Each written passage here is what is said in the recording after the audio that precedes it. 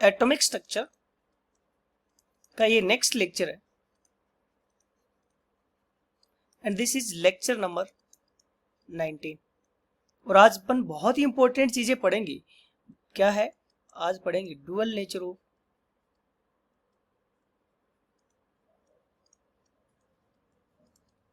Dual nature of matter,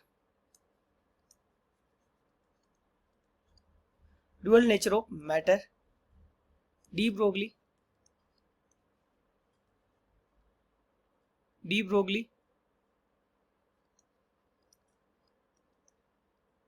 D Broglie's hypothesis.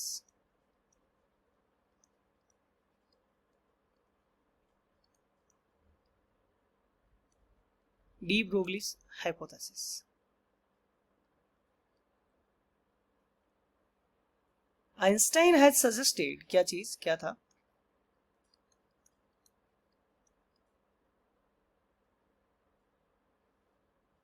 Einstein ने क्या suggest किया?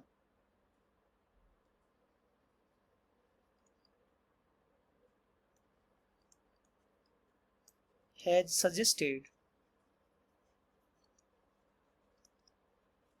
suggested that light has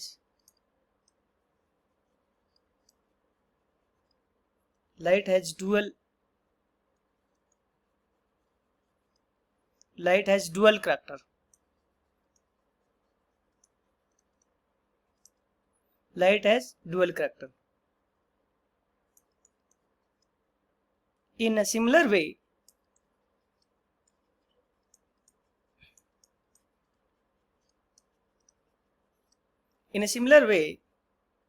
de Broglie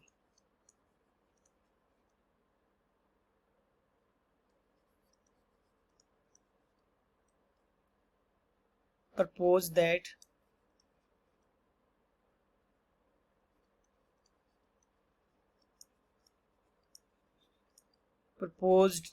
an electron behave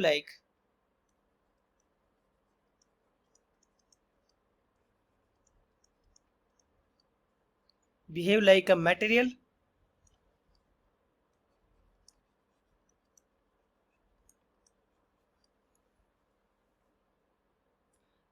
particle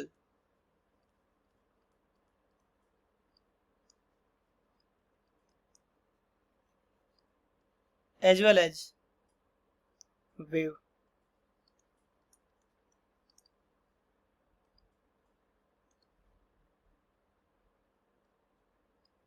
so electron किसकी तरह behave करता है? Particle as well as wave.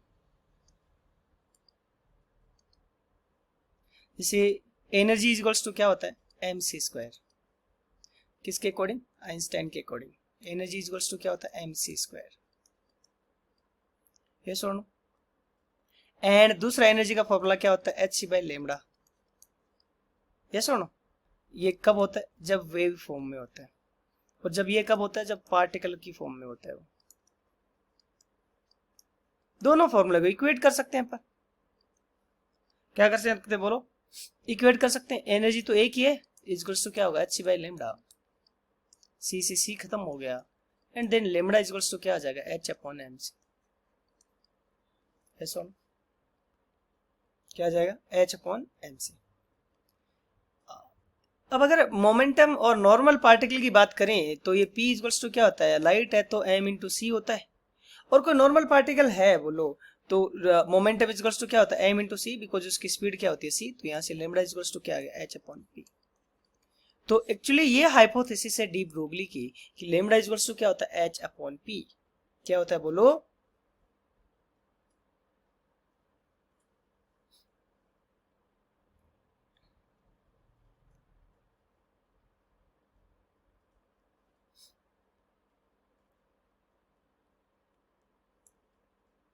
अगर अपने पास नॉर्मल पार्टिकल होगा,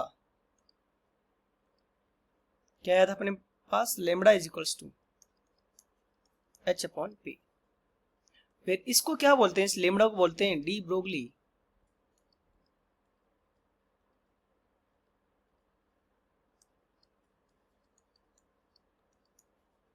D Broglie wavelength.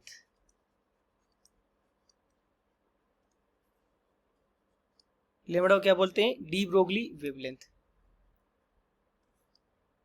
So lambda equals to क्या था? H upon P.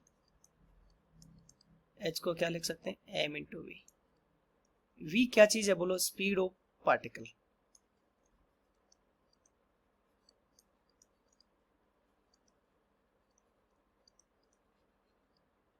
Speed of particle and M is mass of particle.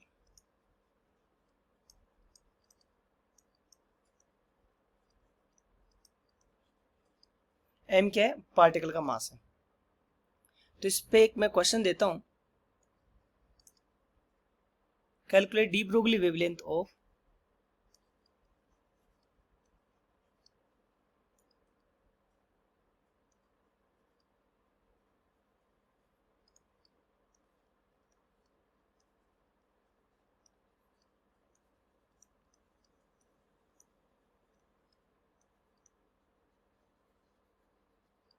calculate de Broglie wavelength of an electron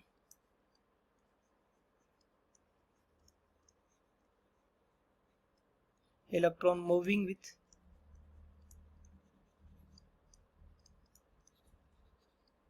with a speed of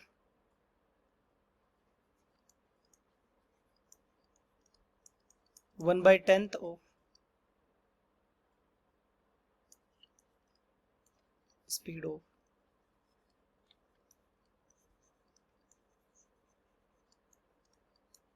light. ठीक है। So speed कितनी आ गई बताओ? सी की speed क्या होती है लाइट की? 3 × 10⁸ मीटर पर सेकेंड होती है बॉयज। एंड देन ये इसका 1/10 है, तो एक्चुअली स्पीड क्या आ गई? 3 × 10⁷ आ गई। आई कि नहीं आई? ये स्पीड आ गई। अब अपन को क्या निकालना है? लेमड़ा इक्वल्स टू क्या होता है? H upon M into V. Momentum क्या होता है? H into V, M into V momentum. H का वैल्यू क्या होता है? 6.626 इंटू 10⁻34 जूल इंटू सेकेंड, ये यूनिट होगी। हाँ, एम इलेक्ट्रॉन का मास कितना होता है बोलो? 9.11 इंटू 10⁻31। और स्पीड क्या है? 3 × 10⁷। ये सुनो, ये वैल्यू कितनी आ जाएगी? 2.5 इंटू 10⁻11 मीटर। 2 इंटू 10⁻5 11 मीटर ये आ जाएगा। क्या चीज? वेवलेंथ।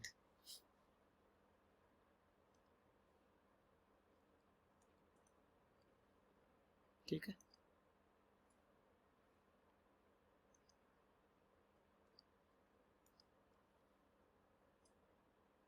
नेक्स्ट क्वेश्चन है,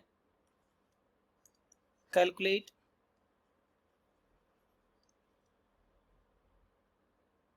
wavelength of a car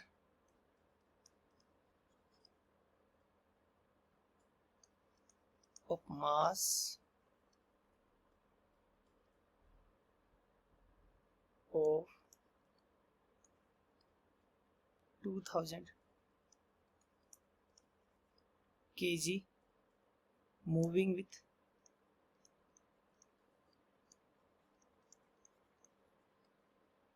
with a speed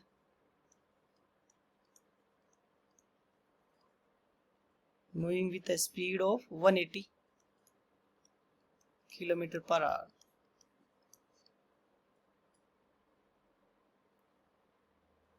so lambda is equals to क्या होता है? H upon M into V. H का वैल्यू क्या होता है? 6.626 into 10⁻34 joule into second. Mass कितने कार का बताओ? 2000। और स्पीड कितनी है बताओ? 180 स्क्वायर मीटर पर सेकंड में लाना पड़ेगा। किलोमीटर है ना, मीटर में करने के लिए 10⁻3 मीटर हो गया। आवर्स को किस में बदलना पड़ेगा? मिनट में। तो 60 मिनट होगी, मिनट को सेकंड में बदलना पड़ेगा। ठीक है। जब एक तुम कैलकुलेशन करोगे तो अप्रोक्सीमेटली कितनी वैल्यू हो जाएगी? ऑल दो कैलकुलेशन काफी इजी दी है मैंने।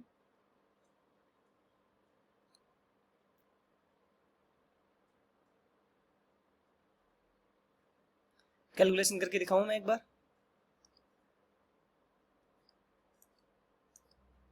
ये 0 कट गया, ये 3 से कट होगा, ये कितने से कट हो जाएगा 2 और 2 इससे कट हो जाएगा, तो एक्चुअली क्या आ जाएगा ये 6.626।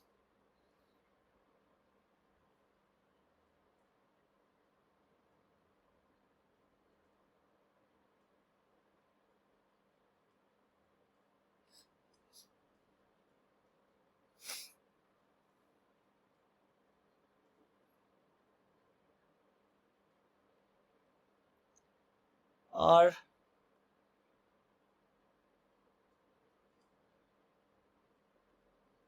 ये मास किस में लिखा अपन ने, केजी में, केजी में लिखना चाहिए।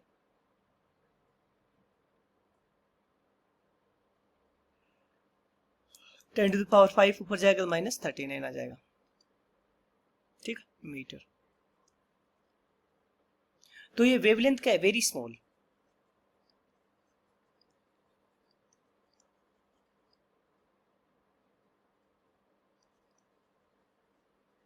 वेवलेंथ क्या है ये बताओ, बहुत छोटी वेवलेंथ आई है एक्चुअल में। तो यहां से अपन कंक्लूड करते हैं नोट करके,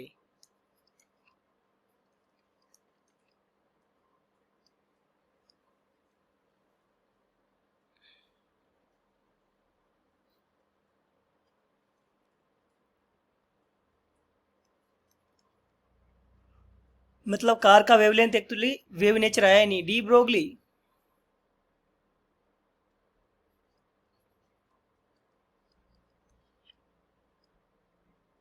D Broglie's hypothesis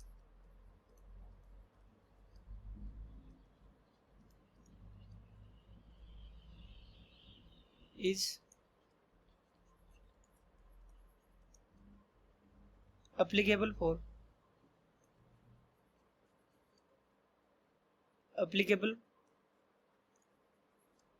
only for microscopic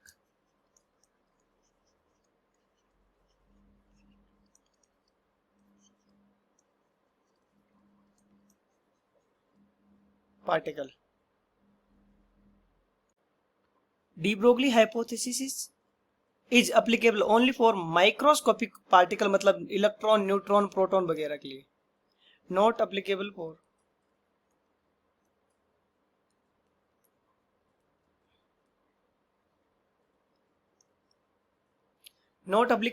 macroscopic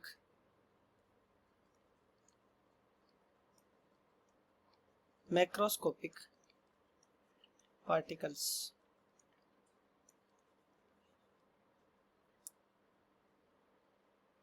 macroscopic मतलब बहुत बड़े पार्टिकल के लिए, बिकॉज उनकी वेवलेंथ क्या होगी, बिकॉज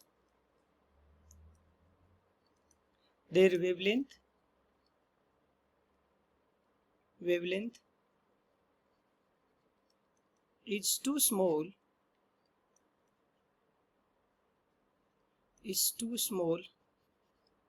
to observe. वेवलेंथ क्या होगी, बहुत छोटी होगी,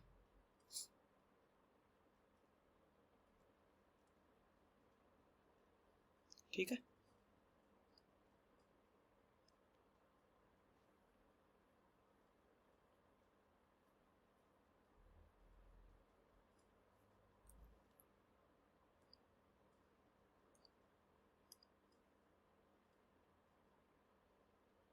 अब अपन देखते हैं अगर काइनेटिक एनर्जी दे रखा है तो ये फॉर्मूला कैसे अप्लाई कर सकते हैं। तो काइनेटिक एनर्जी का फॉर्मूला क्या था बोलो, क्या होता है, हाफ एम वी स्क्वायर। क्या होता है, हाफ एम वी स्क्वायर। दोनों साइड किससे मल्टीप्लाई कर दो, एम से। किससे मल्टीप्लाई कर दो, एम से। एम से मल्टीप्लाई करते हैं क्या हुआ वो, M into K equals to क्या होगा, एम का स्क्वायर वी का स्क्वायर बाई 2। यहां से अपने पास M square V square equals to क्या होगा, 2 into mass into kinetic energy. तो यहां से एम इंटू वी का वैल्यू क्या आ जाएगा, √2 एम के आ गया। तो लेमडा इक्वल्स टू क्या होता है वैसे, अरे काइनेटिक एनर्जी का फॉर्मूला क्या होता है, हाफ एम वी स्क्वायर। क्या होता है बोलो, हाफ एम वी स्क्वायर। दोनों साइड किससे मल्टीप्लाई कर दिया बोलो, दोनों साइड किससे मल्टीप्लाई कर दिया, एम और एम से। तो एम के ही हो गया, ये M square V square by 2 हो गया। तो 2 अगर तो इधर जाएगा तो क्या होगा, 2m ke, तो M square V square equals to 2m ke, M V is equals to क्या आ गया, √2m ke।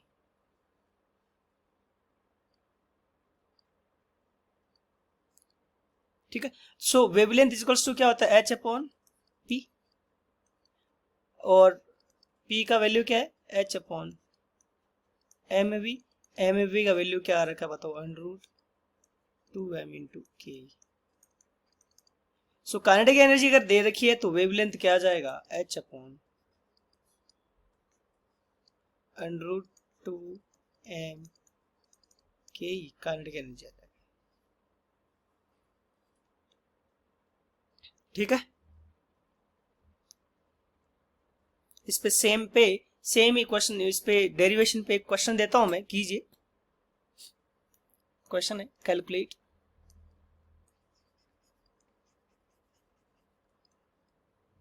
Calculate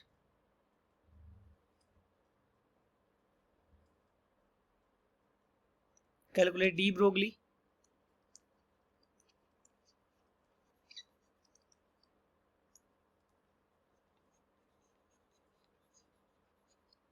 wavelength of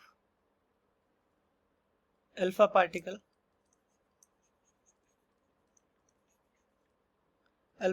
having kinetic energy 5 into 10 to the power minus 8 joule. कीजिए कैलकुलेट। कैसे कैलकुलेट करेंगे, lambda equals to क्या होता है, अगर काइनेटिक एनर्जी दे रखा है तो फॉर्मूला होता है h upon √2 into mass of particle into kinetic energy. h का वैल्यू कितना होता है बोलो, 6.626 into 10 to the power minus 34 √2। Alpha का पार्टिकल का मास क्या होता है, 4 AMU। अरे अल्फा पार्टिकल का मास क्या होता है, 4 AMU। AMU का वैल्यू तुम्हें पता है 1.67 into 10 to the power minus 27 होता है केजी में। तो ये मास आ गया एक पार्टिकल का, और एनर्जी कितनी हो जाएगी, 5 into 10 to the power minus 8। ठीक है। तो इसको आप सोल्व करेंगे तो क्या आ जाएगा अपने पास, बोलो, डी ब्रोगली वेवलेंथ आ जाएगा। क्या आ जाएगा, डी ब्रोगली वेवलेंथ आ जाएगा। ये सुनो,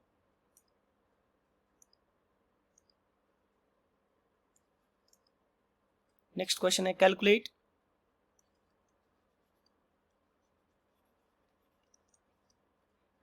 ratio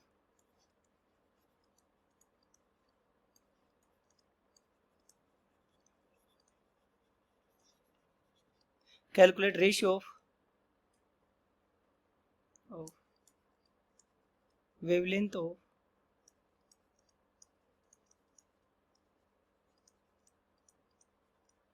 alpha particle to proton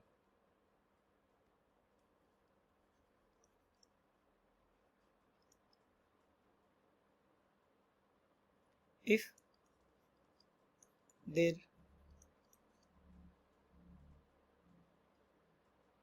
their ratio of kinetic energy is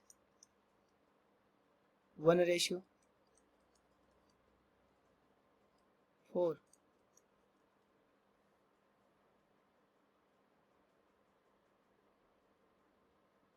तो क्या चीज, वेवलेंथ अल्फा पार्टिकल की डिवाइड बाय वेवलेंथ किसकी, प्रोटॉन की। फॉर्मूला क्या होगा, h upon √2 mass of alpha and then kinetic energy of alpha divide by proton क्या होगा, h upon √2 mass of proton kinetic energy of proton. इसमें ध्यान से अगर देखो तो कौन से क्या चला जाएगा, h चला जाएगा, 2 into mass of proton into kinetic energy of proton divide by क्या बच जाएगा, simply 2 into mass of alpha particle and kinetic energy of alpha particle, यही बचेगा। 2 से 2 अगेन खत्म हो जाएगा। तो मास of alpha particle divide by proton क्या हो जाएगा, मास ऑफ प्रोटॉन, है ना। हीलियम का मास एक्चुअली प्रोटॉन के टाइम में 4 टाइम होता है। प्रोटॉन का मास क्या होता है, हीलियम का मास क्या होता है 4 AMU, और प्रोटॉन का मास क्या होता है 1 AMU। तो प्रोटॉन का मास और हीलियम का मास में क्या फर्क होता है, 4 गुने का। काइनेटिक एनर्जी ऑफ प्रोटॉन क्या चीज, kinetic energy of alpha two, kinetic energy of alpha two proton, मतलब प्रोटॉन बाई अल्फा क्या हो जाएगा 4/1 हो जाएगा। क्या ये रेशियो उल्टा हो जाएगा ना, MP से MP खत्म हो जाएगा, तो रेशियो क्या आएगा 1:1 आ जाएगा। क्या आ जाएगा 1:1। ठीक है जी। Next question, next heading type से लिखते हैं, अगर वेवलेंथ दिया होगा तब क्या होगा, if A particle having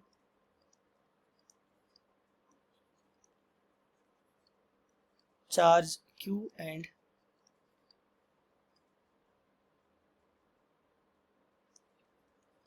accelerated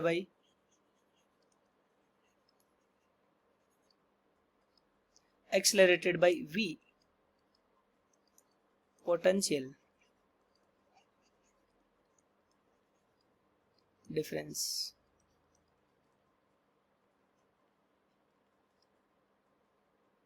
then wavelength क्या होगी, उसका डेरिवेशन है। क्या बोला, अपन को निकालने काइनेटिक एनर्जी, चार्ज पार्टिकल का चार्ज क्या है Q और पोटेंशियल डिफरेंस V है, तो एनर्जी इक्वल्स टू क्या होता है, चार्ज इंटू वोल्टेज ही होता है क्या यार। तो काइनेटिक एनर्जी क्या आ जाएगी, चार्ज इंटू वोल्टेज, क्या आ जाएगी बोलो, चार्ज इंटू वोल्टेज। तो वेवलेंथ का फॉर्मूला क्या था, H/√2m इंटू काइनेटिक एनर्जी, और काइनेटिक एनर्जी क्या है, चार्ज इंटू पोटेंशियल डिफरेंस, तो क्या हो जाएगा H/√2m चार्ज इंटू, तो वेवलेंथ क्या आ जाएगा, wavelength equals to H/√2m Q into V।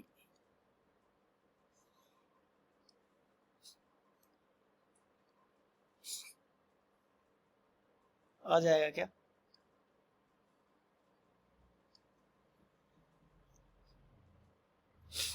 अगर ये 50 पार्टिकल क्या है, वेवलेंथ इक्वल्स टू अपने wavelength equals to H/√2m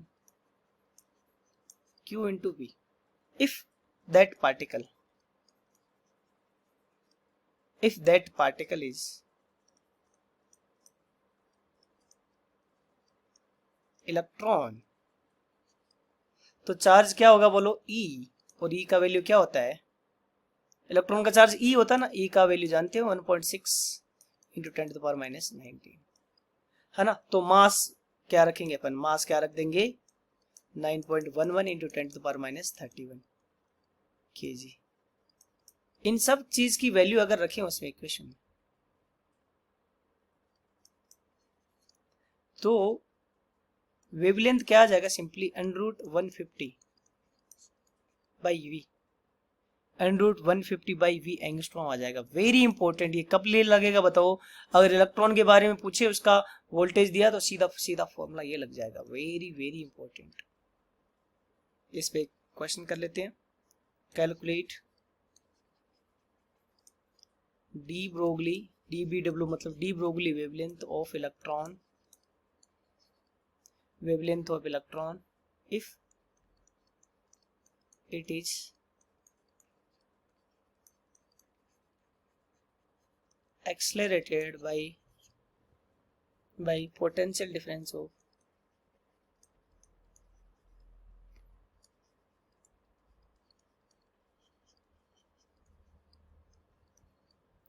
10 volt, then wavelength कितना जाएगा, फॉर्मूला अगर इलेक्ट्रॉन है तो फॉर्मूला क्या लगाएगा, ये 150 बाई V एंगस्ट्रॉम। तो यहां से क्या आ जाएगा 150, वोल्टेज कितना है 10, कितना जाएगा √15 एंगस्ट्रॉम। ठीक है जी। कितना आ जाएगा √150 एंगस्ट्रॉम। यस और नो? समझ आया कि नहीं आया? कोई दिक्कत थोड़ी है।